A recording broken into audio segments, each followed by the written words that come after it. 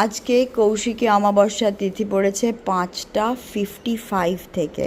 এটা অসাধারণ একটা তিথি এবং আজ 2:30 থেকে পুজো জোগাড় করে আমার পুজো শুরু হয়ে গেছে 3টের থেকে এবং প্রায় 6 ঘন্টা সমাধিস্থ স্টেটে ছিলাম।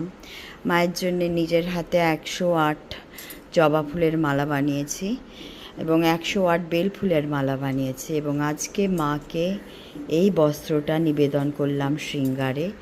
অসম্ভব সুন্দর সুন্দর জিনিসও মাকে দিয়েছি, সব এখন দেখাতে পারবো না, কিন্তু এটা ত্রিসন্ধ্যার পুজো, তাই মায়ের যন্ত্রতে পরে পুজো হবে। সবাই দর্শন করে নিন।